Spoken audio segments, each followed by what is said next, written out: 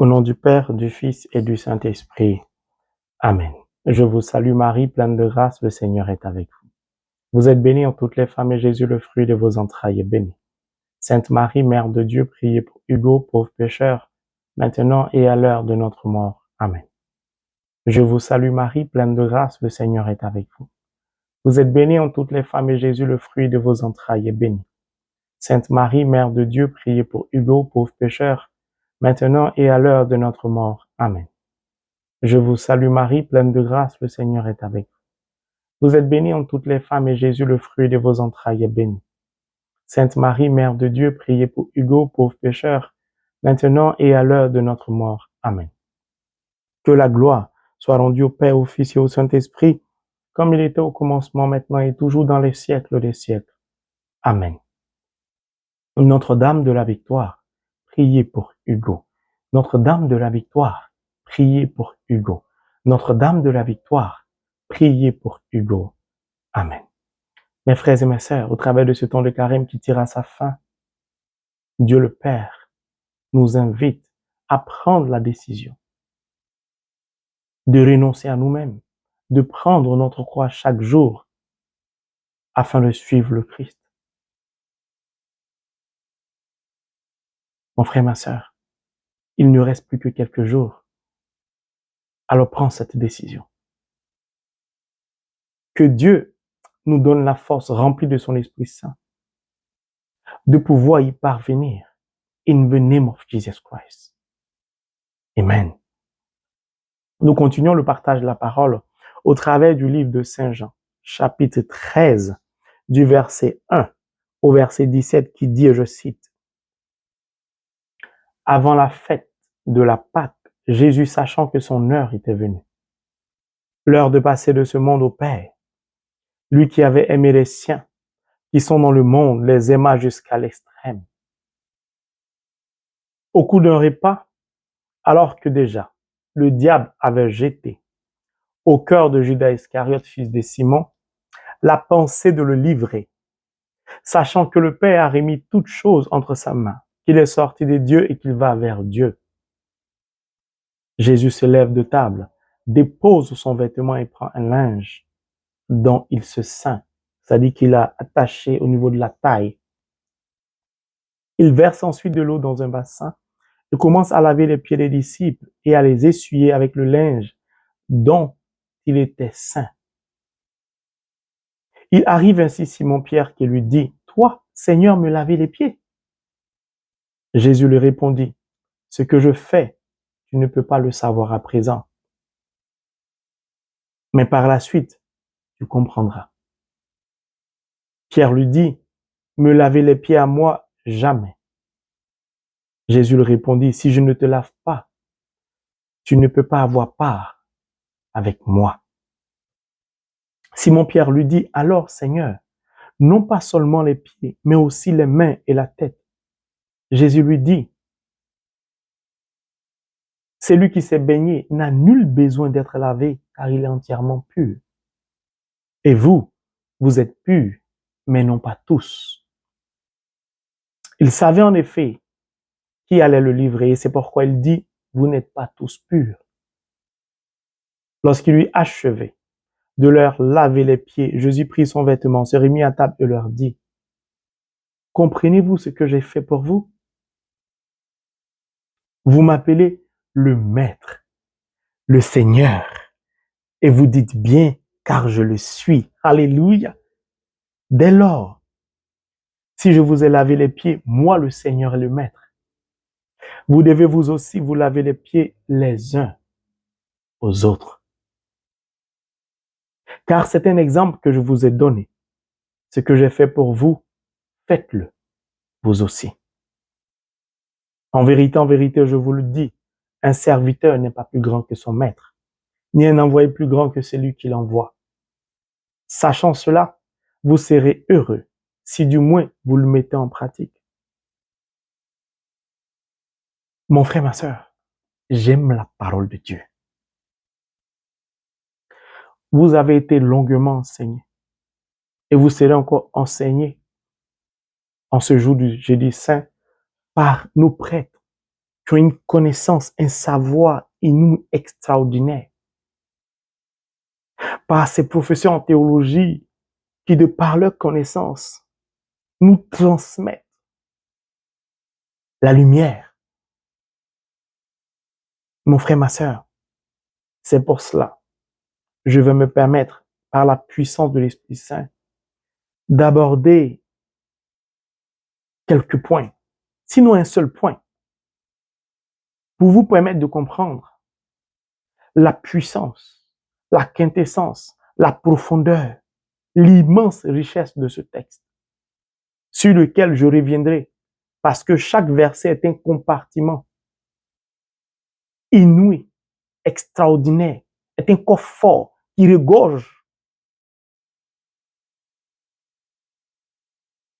L'or est petit. L'or est petit. Mais qui regorge de quelque chose d'inouï, de surnaturel, de mystique. Je vais décortiquer ce texte plus tard. Il est trop riche. La première fois que j'ai lu ce texte, je l'ai relu. Je l'ai relu. J'ai pris au lit ma Bible, je l'ai fermée. J'ai déposé. Je dis la spiritualité, c'est pas pour moi. Parce que ce monsieur qu'on appelle Jésus, je ne sais pas ce qu'il cherche.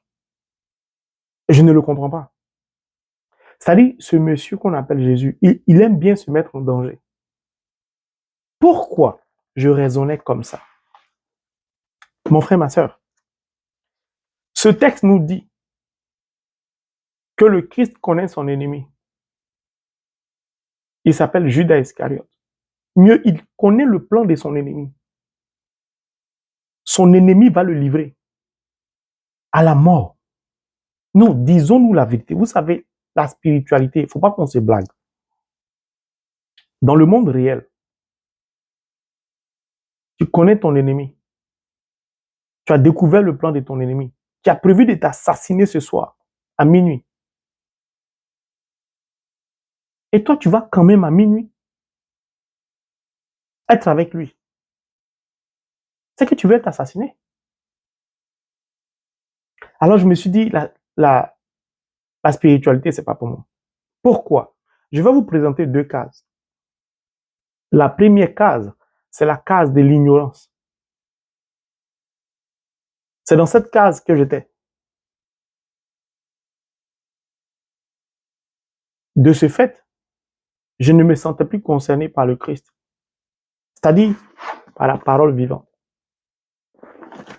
La deuxième case, c'était la case, et c'est la case d'ailleurs, de la lumière, comme les philosophes aiment bien le dire, c'est-à-dire de la connaissance, du savoir.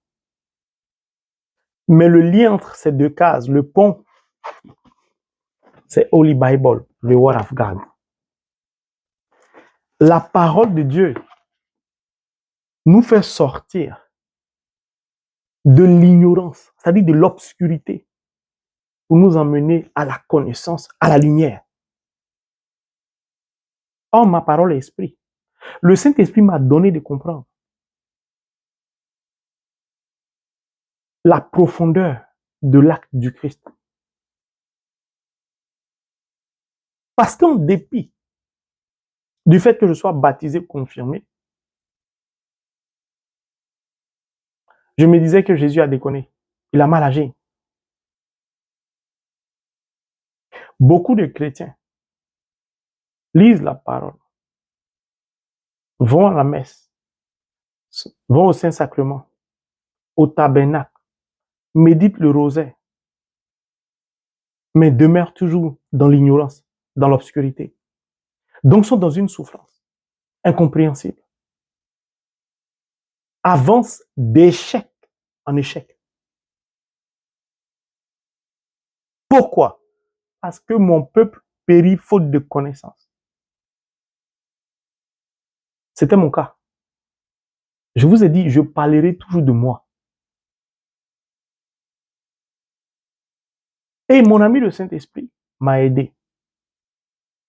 Qu'est-ce qu'il m'a dit? J'ai fixé le texte. J'ai écouté le texte.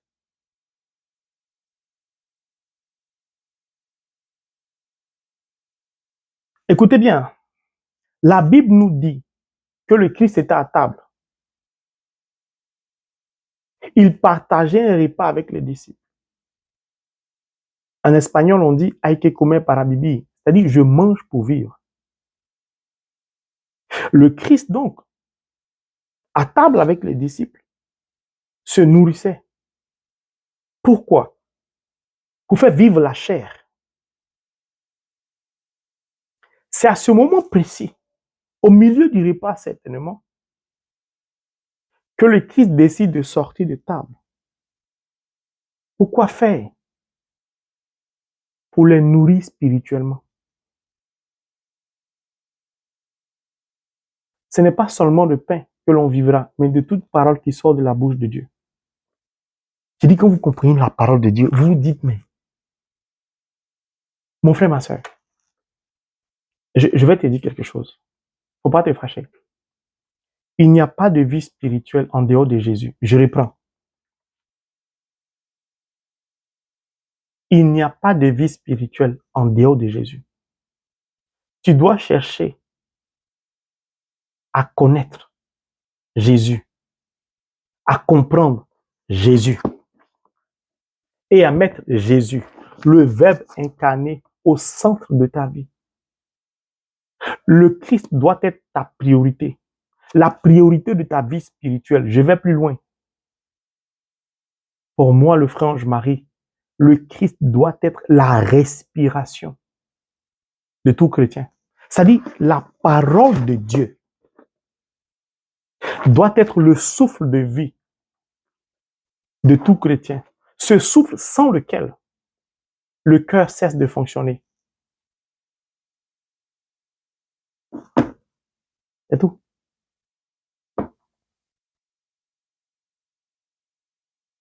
Comment Jésus compte s'y prendre pour nourrir l'homme intérieur des disciples? Pourquoi? Ils ont passé du temps avec lui. Ils ont été enseignés. L'année universitaire tire à sa fin. Mais le Christ a besoin de faire un examen. Pas un examen du monde, c'est-à-dire à l'université du monde où vous devez passer un examen, on vous note. L'université du Christ, il n'y a pas de notes. Personne n'échoue.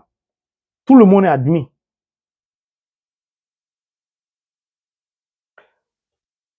C'est magnifique.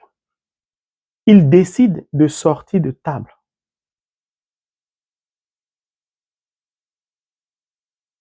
Il se met à laver les pieds des disciples.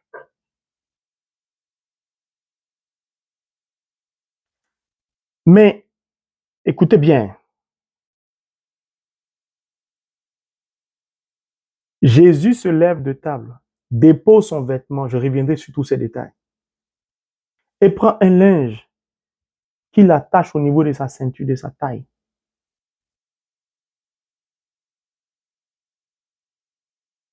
Vous savez ce que ça signifie? C'est un linge blanc, pur. Il s'agit simplement de la parole de Dieu. Pourquoi? Si vous prenez Éphésiens chapitre 6, le verset 14, il dit, je cite, ayez la vérité pour ceinture. Or, la ceinture, ça sépare l'être en deux, puisque c'est au niveau de la taille. La vérité est donc, permettez-moi l'expression pour expliquer, le rein qu'il filtre, qui permet à la partie supérieure d'être en connexion avec la partie intérieure, afin que l'être puisse vivre. C'est-à-dire, si au centre de ta vie, il n'y a pas de vérité, tu ne seras jamais une personne heureuse. Bon, je vais lire. Ce n'est pas que vous pensez que je plaisante. J'ai dit Éphésiens 6, 14. Tenez-vous donc prêts. Ayez la vérité comme ceinture autour de la taille.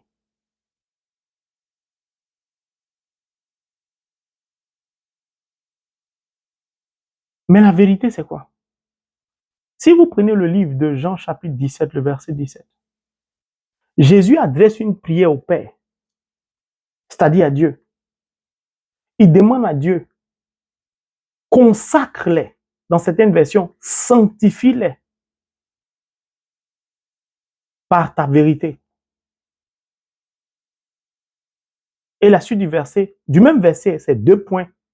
Ta parole est vérité. Lorsque le Christ attache donc un linge blanc ou une serviette blanche au niveau de sa ceinture, c'est la parole de Dieu qui est pure, qui est sainte. C'est la parole de Dieu qui est la vérité de Dieu, qui doit coordonner notre vie, c'est-à-dire être au centre de notre vie. Donc, il détache la parole, la vérité, celle qui sauve, celle qui purifie.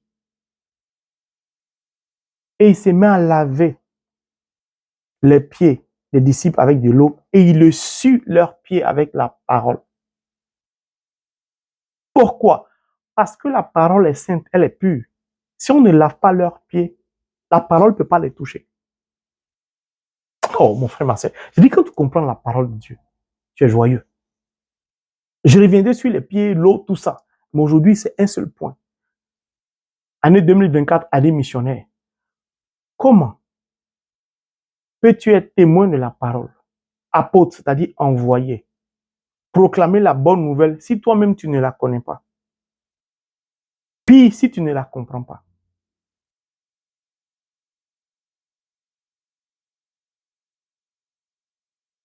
Jésus dit ainsi aux disciples devenus ou qui vont devenir apôtres, tout ce que je vous ai enseigné, vous devez être capable non seulement de retenir cela, mais de prêcher cela aux autres. Mais avant de prêcher cela aux autres, vous devez d'abord démontrer ce que je vous ai appris, c'est-à-dire appliquer ce que je vous ai appris.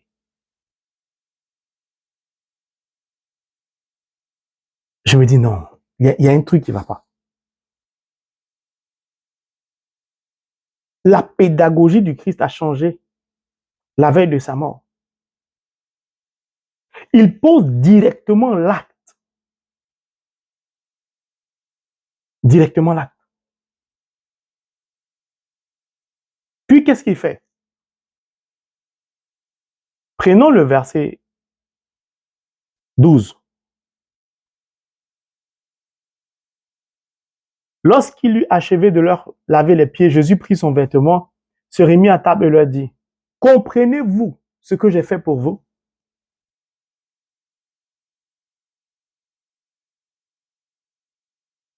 Il pose l'acte. Maintenant, il se tourne vers eux. Puis il leur demande, est-ce que vous avez compris? Ça sous-entend quoi? Qu'un vrai chrétien n'est pas celui qui affirme, qui bavade. Le chrétien est celui qui d'abord, d'emblée, met en pratique sa connaissance, son savoir. C'est au travers de la manifestation de sa connaissance, de son savoir, c'est-à-dire de la connaissance de la parole de Dieu, que le chrétien peut commencer à enseigner la parole. C'est pourquoi je dis souvent, personne ne peut être chrétien sans avoir eu au préalable une relation personnelle et personnalisée avec le Christ. Ce n'est pas possible. C'est-à-dire le Christ, il se lève, il sort de table.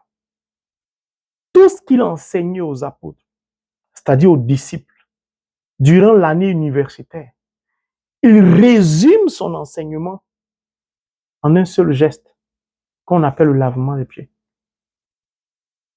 Ce seul geste englobe tout son enseignement, c'est-à-dire comporte l'amour, l'humilité, la communion fraternelle, la pénitence, en fait tout, et j'en passe. Quel pédagogue! C'est mon maître à penser. Je n'ai jamais vu quelqu'un qui est capable d'enseigner comme ça.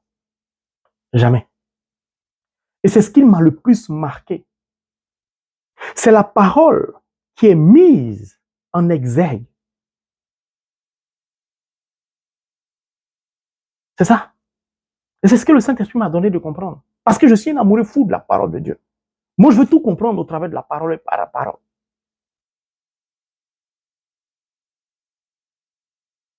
Et je voudrais terminer cet enseignement. Parce que le reste, les prêtres vont décortiquer pour vous. Puis, si Dieu me le permet, je reviendrai là-dessus, comme je vous ai dit. Parce qu'il y a beaucoup de choses à dire. Le comportement de Pierre, tout ça. Mais le dernier verset est celui par lequel je vais conclure cet enseignement. Sachant cela, vous serez heureux. Si du moins, vous le mettez en pratique. Alléluia. Mon frère, ma soeur, est-ce que la parole de Dieu peut être plus claire que ça? Jésus te dit clairement, si tu veux être heureux en tant que chrétien, c'est-à-dire baptisé ou confirmé, il faut mettre en pratique ta connaissance, c'est-à-dire la parole de Dieu. C'est tout.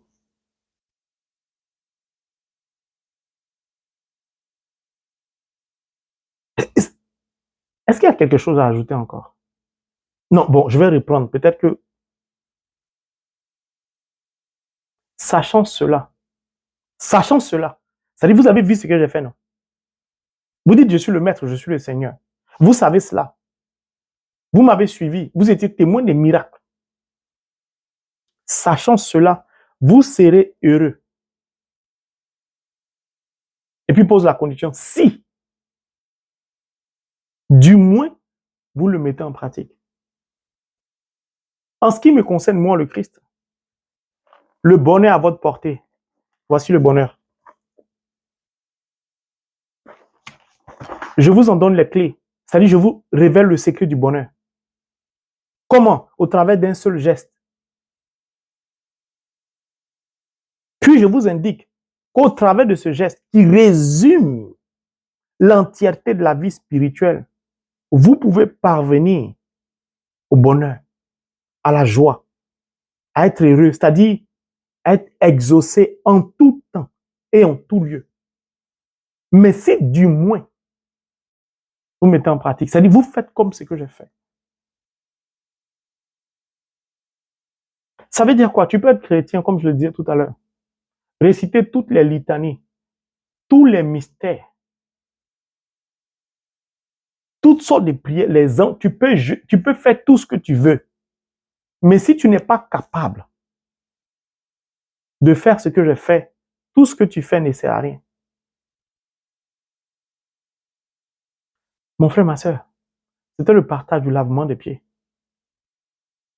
Parce que si tu es ignorant comme je l'étais avant, tu ne vis pas la messe de la même manière que lorsque tu as la connaissance. Car lorsque tu as la connaissance, tu as la lumière, tu es éclairé, tu vis la messe autrement. Tu regardes la Vierge Marie autrement. Quand tu vas au Saint-Sacrement, tu sais que c'est un cœur à cœur avec le Christ. Tu ne vas pas avec des prières toutes faites au tabernacle ou au Saint-Sacrement. Je ne peux pas terminer le lavement des pieds sans un clin d'œil à ma marraine spirituelle. Le Christ, mon berger, mon maître à penser, a hérité sa spiritualité de la Vierge Marie. Pourquoi? Lorsque la Vierge Marie a reçu l'ange, elle a accueilli la parole de Dieu. Puis elle a fait quoi? Elle n'a jamais dit oui. Son oui, c'était son mouvement. Elle s'est mise en mouvement pour réaliser la parole de Dieu. Au soir de sa vie sur terre, il sort de table. Il réalise tout l'enseignement avant de poser la question. J'ai dit, tu ne peux pas aimer Jésus sans aimer la Vierge Marie. Tu ne peux pas être marial si tu bavardes beaucoup. Quand on est marial, on passe à l'acte. La meilleure manière de témoigner, d'enseigner, d'affirmer sa foi chrétienne est d'accomplir la parole. C'est-à-dire de poser des actes concrets qui témoignent de ta spiritualité. C'est au travers de cela qu'on reconnaîtra que tu es chrétien. Parce que la Pâque finit. C'est pas une question. Là, on va plus voir le signe de croix au travers de la cendre. Comme le premier jour. Mercredi des cendres. Mais on doit pouvoir voir la croix au soir du carême. Comment? Au travers d'un seul geste qui regroupe et qui rassemble toute ta spiritualité. Si tu as compris ça, le Seigneur te donne l'assurance que tu seras une personne heureuse. Si au soir de cet enseignement, tu ne sais pas ce qu'il faut faire pour être heureux ou heureuse, qu'est-ce que tu veux que Jésus te dise encore? Alors que Dieu étende sa main sur nous afin de nous bénir, qu'il nous donne rempli de son Esprit Saint, de ne pas agir comme certains disciples, mais de sincèrement nous attacher au Christ et de mettre Jésus au centre de notre vie spirituelle. Pour que nous puissions parvenir, si nous le souhaitons, prendre notre croix chaque jour, marcher à sa suite, afin de baigner dans le bonheur, dans la joie. In the name of Jesus Christ. Amen.